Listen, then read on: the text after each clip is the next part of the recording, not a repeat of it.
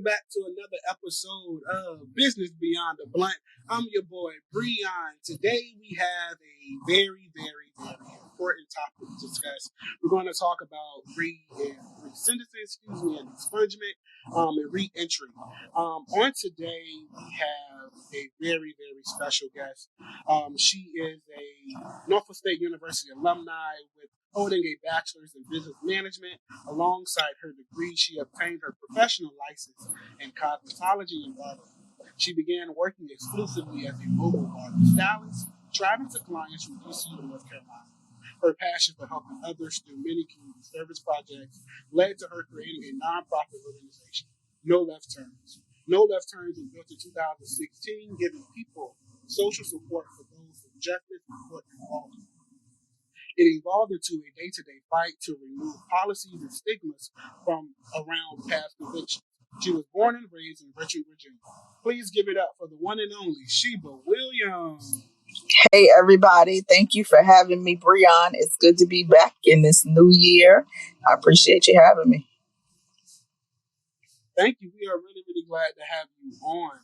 So before we really dive into all the really good information today, we like to do a thing called getting to know our guest here today, so we can really set the floor, let everyone know that it's a free space, and we're just here to have a good fun time a little bit. Is that cool with you? Absolutely. All right. So, what is your introduction to the regulated cannabis industry? We ain't got there yet, y'all. My introduction is still waiting. So we're going to say to be determined. But for all intents and purposes, my start in cannabis came because our organization has been fighting for expungement for about a decade. A lot of people think that policy happens in a season, right? They think it happens over one session. This was a decades-long fight. And Governor Northam, who initially introduced the cannabis retail market setup, put $25 million into the cannabis bill for expungement. So I had to read this 500 and some page document. I had to get involved and I had to learn everything I could about cannabis, the social equity space, the retail market, where the revenue was going. And I don't believe in doing it halfway. I needed to know exactly what was at stake. Ultimately, the expungement money and bill took on a life of its own, and we were able to pass the first ever record sealing bill for people with convictions in the state of Virginia. We have never had a process for people who've been convicted of crimes to be alleviated from all of the collateral consequences that come with a record. So that was historic in itself in 2021. But we could not come to an agreement on where we go for cannabis adult use in Virginia, and we're still fighting. Our session is in right now, and what's out there is not cute, it's not pretty, and it's not for Black and brown people. Right. I totally agree. We're going to dive a little bit more into the Virginia cannabis outlook and the industry a little bit later in the show. Because it is really something important that I believe that everyone should be involved in, especially the lack of social equity and the lack of the word social equity, in my opinion. But like I said, we're going to dive a little bit deeper into that. We don't want to give it all away in the first 2 minutes of the show. So although I know Virginia, just so we all know, Virginia, it is legal to possess and consume marijuana. Okay, just so you know. With that being said, what is your preferred method of consumption? Oh, I am old school, smoke it, roll it. I've been doing this for a long time, and for a lot of people, it's not just recreational, right? My granddad was diagnosed with stomach and lung cancer back in 2012, and the only thing that gave him relief was smoking. So I would drive up from Hampton Roads, because I was still living in Norfolk at the time, and roll up for him every Sunday. My mom was his primary caregiver. That would give her some relief. And then when my mom was diagnosed with lung cancer last year, she was a smoker. She was a registered medical patient. Dr. Don Adams helped her get certified and get her medical card in the course of like 30 days. And that was what gave her relief. But on the recreational side, statute of limitations is over and I was a smoker. Like there was no other way for me. And that's what I stick to. Like, roll it up. Right. To me, that is nothing better than a nice road blunt. It's nothing better than that. That's nothing better. So if you don't mind, so with that being said, so of course that means your favorite product would then turn to be, of course, flour. Mm-hmm. That's it. Which is totally fine. Just so you guys know, there are tons of different ways how you can consume cannabis. It's not just in one form nowadays. You can get it in a cream, peel, food. Get it inside your drink. You can drink it however you choose to consume it. I just say consume responsibly and safe. Cool. So now that we've gotten to know you a little bit, let's start to go ahead and dive into a little bit of the work and the backstory of Sheba Williams and Nolef Terms. So how did we get to where we are today?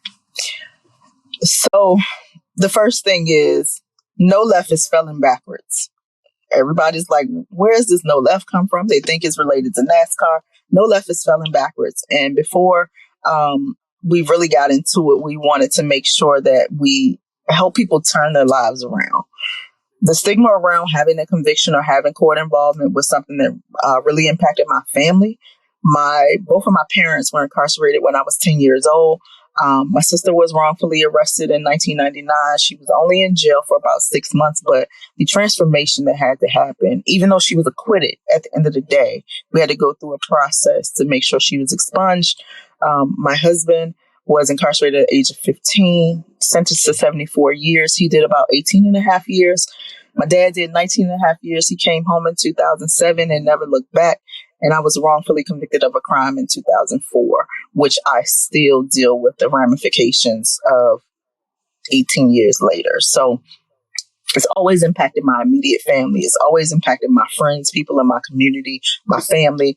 And I just got tired. Like in 2012, when I moved back to Richmond from Norfolk after I graduated from college, and my husband was released from incarceration, we put in over 1,000 job applications between the two of us and did not get one single favorable call back. So I was pissed and I wanted to fight. And I wanted to fight a system that has been in place for centuries. And it has been acceptable to take away economic empowerment from Black and brown people. It was acceptable to have our communities over-policed, over-sentenced, overcharged, over-incarcerated. And I was like, we just got to get people back to work. And then 2016 happened and we had a fight about voting rights. So just so happened myself and some of my board members were volunteering at the Secretary of the Commonwealth's office when the computer system started slowing down, when people were trying to get registered to vote. So restoration of rights and voter registration is something that we really got involved in. And we were instrumental in making sure that like 72,000 people got to vote. When Governor McAuliffe at the time extended the period to vote. And then last year, might have been 2 years ago, Governor Northam reinstated the rights of 69,045 people.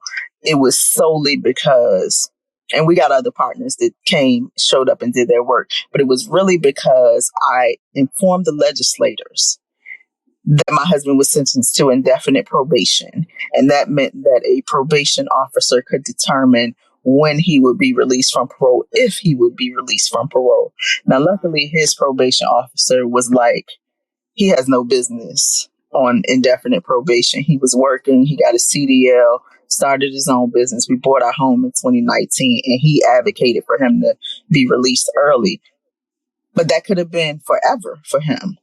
And I was disenfranchised for 9 years. I was only sentenced to 5 years probation, but I couldn't vote for 9 years. So that was something that was really important to us. And then all the responsibilities grew, because if we want to provide holistic care, we got to look at the root causes of how people get to these problems. We have things like drug court. We have a behavioral health docket. We're trying to get veterans courts. We don't have a docket where groups, organizations, and entities provide wraparound services for people who live in poverty. So that's what we aim to do. We aim to provide holistic care for the people who come in contact with these systems. And it impacts everybody, because if you're not paying for it with your blood and sweat and tears, you're paying for it with your tax dollars. So we reach out all over the place to try to get people to look at this from a different perspective. And that's really how No Left Turns came about. And we were providing direct service. We still provide direct service. But after a couple of years, when COVID happened, really, we had to cut programming out and start taking care of people. We had to provide hotel rooms for people who didn't qualify for permanent housing but were being released from DOC, food, medications, PPE, COVID tests. Like, we had to do all of these things. We were paying for cars that were towed when people were arrested during protests. Like, it just had to be about making sure that people were good. And we realized that we spent all this money. We spent over $200,000, and it came directly from the community, because in the beginning, we weren't getting grant funded, like talking about. It was all small dollar donations. We had to fight policy, because if we didn't change policy, we were wasting our money. We would spend all these money on temporary solutions to see nothing change. So, we took our company to the General Assembly. And I've become somebody who is known. Our partners are people who are like the leading advocates in the state on the issues that we address. And we got to change the mistakes that Virginia has made in the past. And we're fighting with people who still want to stick to that tough on crime rhetoric, even though we know that this past 50 years of that war on drugs was a failure. Absolutely. An absolute failure.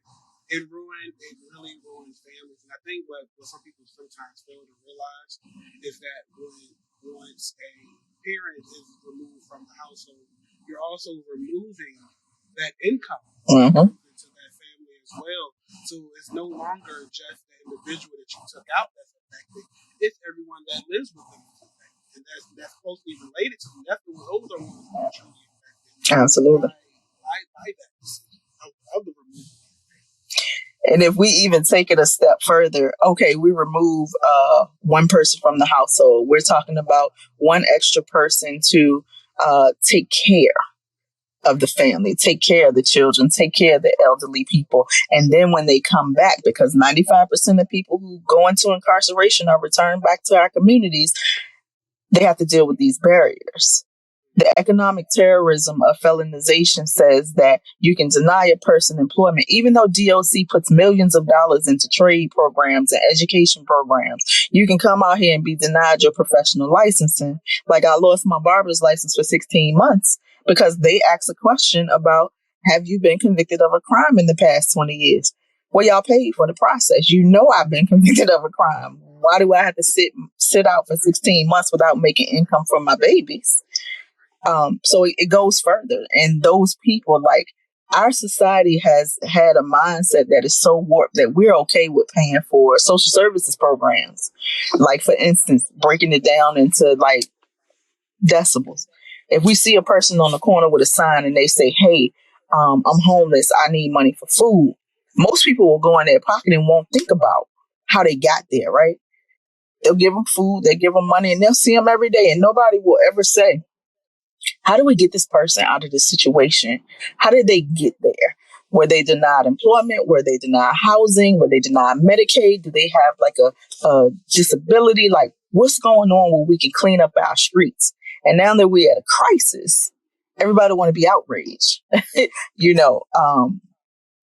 It's just a lot to think about. People are paying the price for what we do in reform or what we don't do in reform. And they don't even know how it's impacting their bottom line. They don't even know how their tax dollars. They'd rather pay for Medicaid and SNAP and TANF and different services for people who are denied the ability to earn a living wage than just let people work and take care of themselves.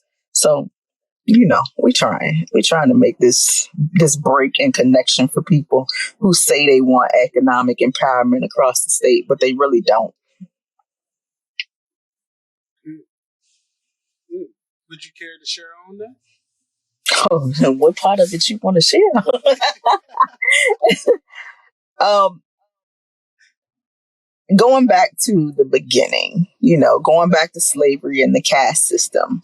The only reason that people are denied the ability to vote is because when slavery ended, people had to find a way to keep Black people from participating in the political process. That's one thing. The idea that a person with a felony is not a citizen who is able and capable to make decisions is why we remove them from the workforce. That ability to screen people out based on a conviction means that we give more way to separating the generational wealth gap, right? We say if a person made a mistake in their life at any point in time and the courts can prove it, or the courts can't prove it, because a lot of times, let's be real, people are taking pleas for things that they're not guilty of because that is the easiest way. But the separation of what economics is comes at a cost. If you get caught one time, if they convict you one time, that felony is forever in Virginia. Now, granted, we made a win with expungement in 2021. It doesn't take effect until 2025, so you still got people being denied housing, employment, education, income, all the things for 4 more years. And they keep saying, oh, they can just wait. They can wait it out. Well, my kid's growing. 4 years is a high school career. You know, over the course of the time when I had my kids and I had to live in private homes where I had to pay, not just rent, but utilities, paying for landscaping, all of the things. I never had the opportunity to save money because I didn't qualify for housing that was like all inclusive, right?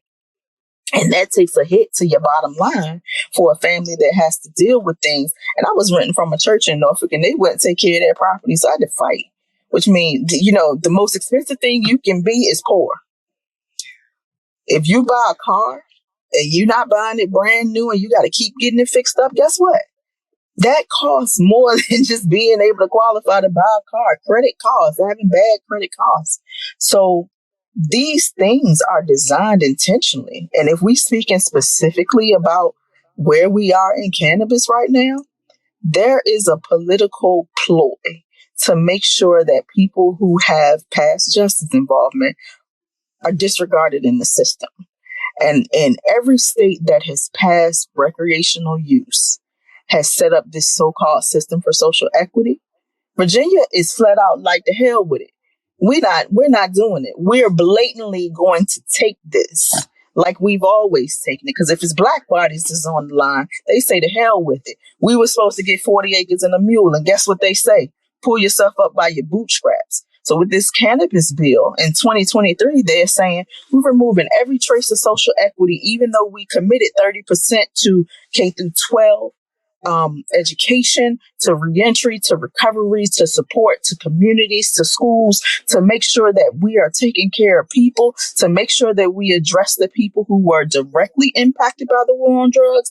Now the bill that has been presented moves any trace of resentencing, moves any trace of expungement, moves any thought of social equity, period. And they even had the audacity to put a line in there to say, if you have been convicted of a crime in the past 5 years, you don't qualify for licensing.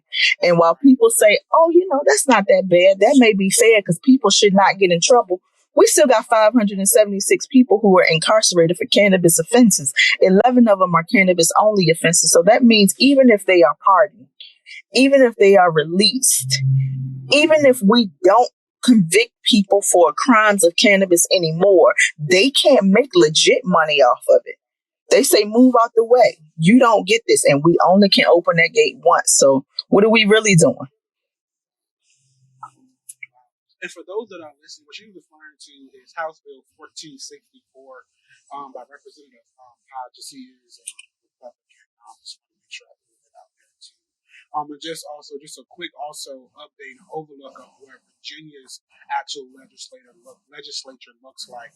In Virginia we do have a House controlled majority for the Republicans, and then we have a Senate controlled majority by the Democrats. Democrats. So you can see what we do. And also in the executive branch, we also do have that controlled by the Republican Party as well. So you kind of can see where we end up at and where we're at this point in time. But she's speaking to more into that bill, the whole social equity piece, everything is strike out. And what I think what it really does do is limit the opportunity for black and brown people and those who were disproportionately affected by the homes calls for the laws. And it just gets rid of any of those mentions at all. I understand the need for wanting to make sure we are inclusive of everyone, but there's certain terminology that I think that has to be implemented so we aren't in a way once again systematically left out of being included into the system. If that all makes sense, thank you. That's exactly what's happening. Yeah, yeah. So let's really talk about it. So there's also a bill right now in the House right now, House Bill 445, where it goes back to issuing citations for traffic offenses and odor of marijuana. Let's really talk about that because if I'm not mistaken, as of right now in Virginia, you cannot do that. The police is not allowed to stop you because they smell marijuana or anything like that. Correct? So back in 2020, Justice Forward was the catalyst to stop pretextual searching. And what that means is police officers could not use things like a dangling object, a tail light being out, the smell of marijuana. And if people don't understand, a lot of people think that that means people can just smoke freely and people just riding around smoking. That's not what it means. My husband has never smoked weed in his life. But I can't count how many times he's been stopped in the office and he said, I smell marijuana, I need to search you, which means that they're lying and they're intentionally lying to say, it's my word against yours because you can't go to court and prove that that officer did not smell cannabis. And they know that. And they know that if people don't know their rights, then they're going to be like, I don't have anything to hide. I'm going to let you search. And they're looking for other things, and that leads to things. So you got a lot of people who are incarcerated based on an officer saying they smell marijuana, and they don't have a cannabis offense. They don't have a marijuana offense, but they're still incarcerated because the officer found something that was illegal that led to their arrest. So they don't even get included in the numbers of people who are incarcerated with a cannabis-based offense, right? Because that officer never found weed. And when you go to court and they say, well, I originally stopped them because I smelled marijuana. Did you smell it while we was riding past? Because you got to be pretty damn good to be on this side of the street and I'm coming down this way to say you smelled it. And that was the basis for you having a legal search and seizure. So Justice Forward was like instrumental in making sure that pretextual searches were banned. Because of all of the racial inequities that were going on with the murder of George Floyd, Breonna Taylor, Sandra Bland, Sean Bell, we got names and numbers. We have lists. But it came to a head in 2020. And they were able to think about what is common sense grounds to make sure that people are protected and people aren't dying for a taillight being out. They have been trying to repeal all types of pretextual searches since then. And the thought that we're just going to legalize possession, legalize misdemeanor distribution charges of cannabis, but still criminalize people for what they say is the smell of marijuana without any proof.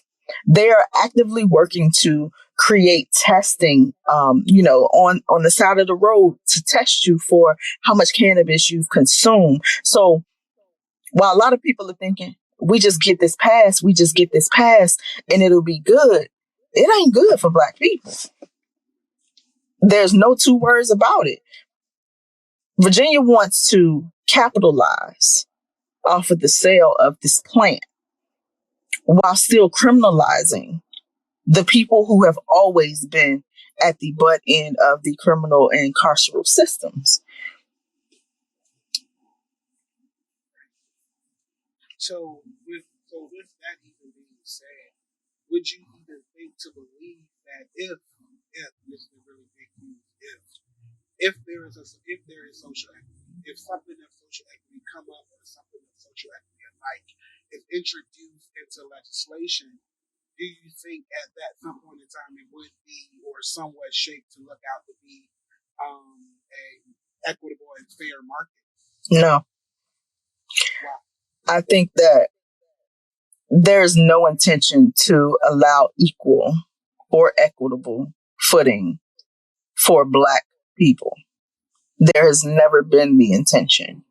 And we can look at history. I'm not paranoid. I'm not making this up. There has never been an intention, a good intention, to make sure that we really give people opportunity for generational wealth. Look at the housing situation. When redlining was exposed and we could see the maps and we can show how those highways being put in the center of Jackson Ward stopped the housing ability and the marketability for Black people to be able to have home ownership.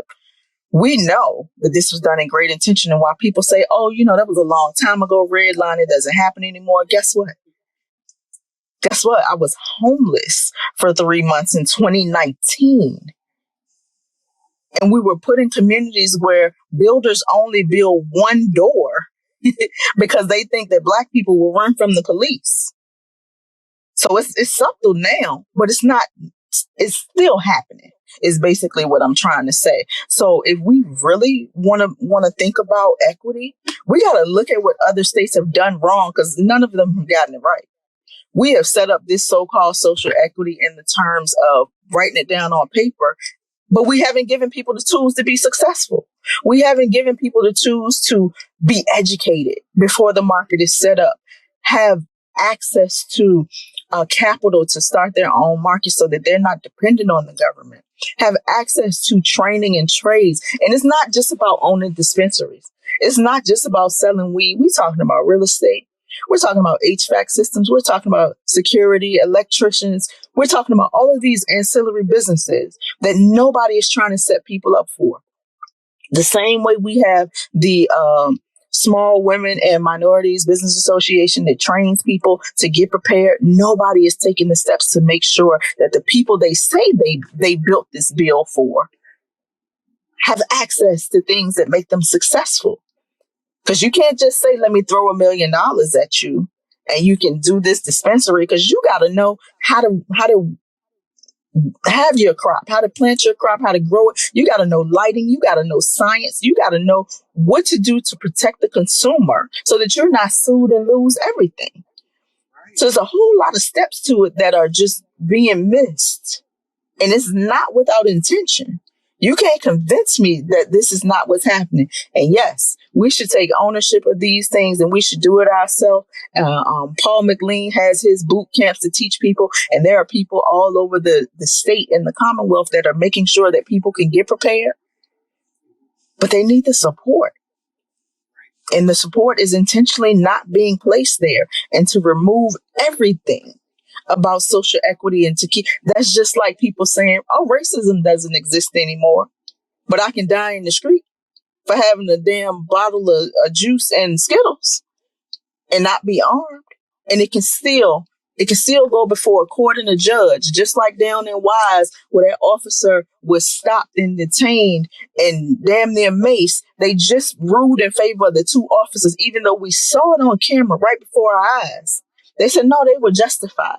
So that's what happens with us. They say, oh, they can figure it out. They can have equal access to things. And equal is not mean success, because we're starting from different levels.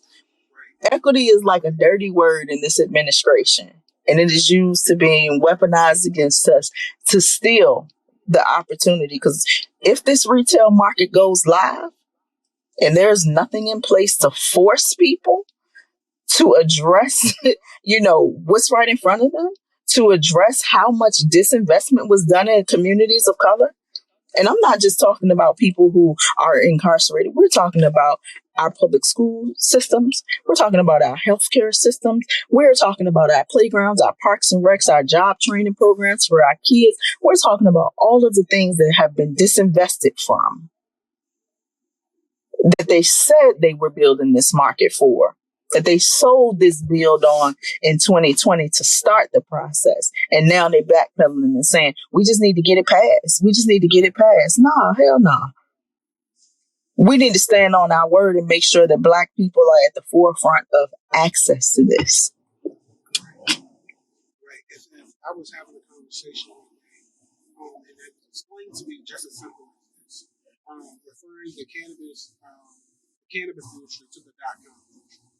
Before there was even a .com, there was a computer industry that happened 20 years before .com. What people have to understand is that we as Virginia and as Black people, more importantly and specifically, we're at the point in time where we can be making the actual machine rather than being a part of the byproduct that comes from it. There's a whole different type of generational wealth that's being gathered. Because by the time the .com industry came, people had already made millions of dollars on it. Mm-hmm. Sold the business more than one time. Now you're looking at third, and fourth year generation business owners of something that was just started just 20 years before. And we have to understand that if we don't get in now, we don't get in now at the computer end of it, which is the infrastructure side of it. By the time the .coms come, we're still going to be left out. We're still going to be light years ahead, and the generational gap will never be closed at that point in time. Never. There is already a complaint about declining sales. There's already a complaint about people not having access to what they need. There's already a complaint about the safety for consumers and how those things are coming about. And there's a complaint about how the illicit market is outpacing. There is no legal market. Of course, they're going to outpace a market if they don't have a place to go. But if you sit here and say people have been able to go from moonshining to a legal industry without penalty, but for cannabis, we gonna penalize as much as we can to keep those people out. How does that make sense? You know, we got a lot to do. We got a long way to go, and a lot of people are like, just get it started. That's because they don't care. And that's because they've never been in a position where they've starved. They've never been in a position where they've been deprived. They've never been in a position where they had to worry about whether they're going to jail today because they want to heal their sciatic nerve pain or their kids' seizures or, whatever the case may be that people consume. And everybody thinks it's just about partying. For me, it's about healthcare. For me, it was about something that gave my grandfather quality of life when he couldn't get it from a traditional doctor. So it's not just about recreation. And we're not even talking about a recreational market. We're talking about an adult use market. And for whatever those people use cannabis for, it's their business. But one side of the street shouldn't still be filling up the jails when the other side is free to walk around and have parties and smoke and sell and distribute seeds and all that and not worry about carceral impact. We always got to be on point. That's true. I even feel it even till today. If I was caught with is legal, I still feel some type of way of like, okay, we just take a step back and just breathe for a second because it is that fear that comes over you as a Black person because you know that this reality could be something totally different from the next 2 seconds of how I speak or how this person comes in. And it's the reality that we as Black people have to live with. I believe it's the importance of advocacy. Oh, listen. So there are average everyday people who don't take the time to know what's being done. We have a General Assembly session every year. We have a short session this year, it's only 45 days, and then next year is 60 years. Virginia has an election every year. You can't learn about the law by being impacted by the law. You can't decide to learn the law when you have handcuffs on. You have to get involved. You have to be proactive about what you care about and what impacts you. And even if it doesn't impact you, be educated enough to be able to help somebody else. We can't let lawmakers make the decisions for us because guess what? The people who are loudest, the people who show up, the people who pull on them to do their jobs, to fight for them and advocate for the things that they want on their behalf are the people who make an impact. We had people show up today for something that a lot of legislators said we're not interested in, we don't want to hear, but guess what?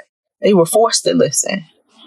And it's everything. It's everything from education to housing to healthcare to abortion to voting rights to whatever you care about. If you're talking about the street lights on your corner, you got to know who to go to make change. You got to be willing to step up and talk to your city council person.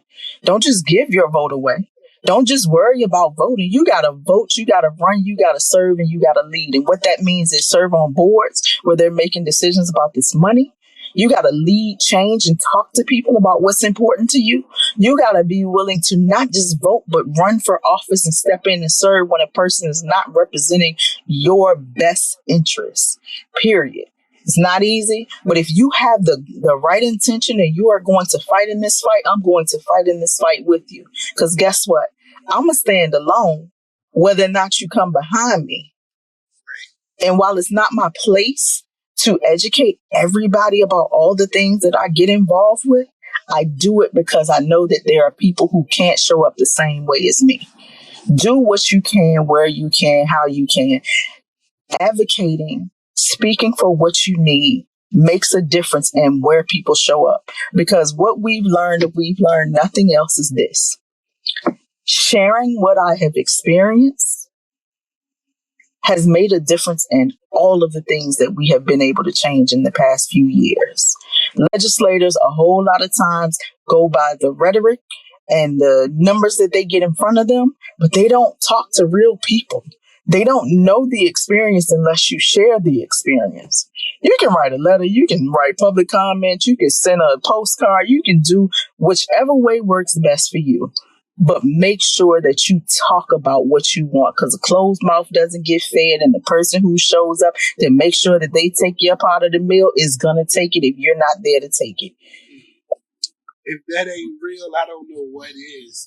Honestly, really have to stay involved. If you really want to know who's your elected official, just Google it. Who's my legislator? Feel free to write them. If they work for you. At the end of the day, they work for you. So that was really, really great. So what's next on the horizon for Sheba Williams and Nolef Turner?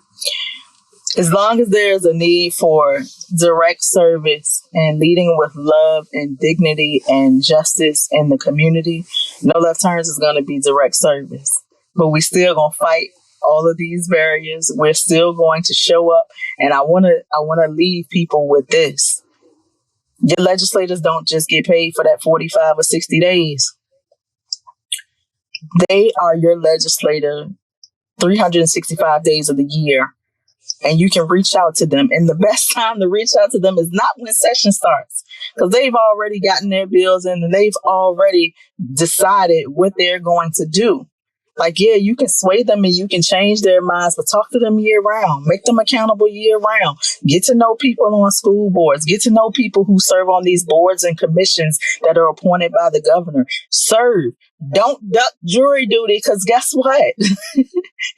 They make the decisions on some of these extreme sentencing things that we're trying to undo. And post-conviction is the hardest conviction. Once it's done, Virginia's not going to admit that they made a mistake. That's how we got where we are now. Make this your job year round, because your life rolls year round. Your tax dollars come out year round. And when it's time to make decisions, if you don't say what you need, you get passed by. Absolutely. So there we have it, ladies and gentlemen, Miss Sheba Williams. Thank you, thank you, thank you. You have now been tuned into an episode of Business Beyond the Blunt. I'm your boy, Breon. Catch you next time.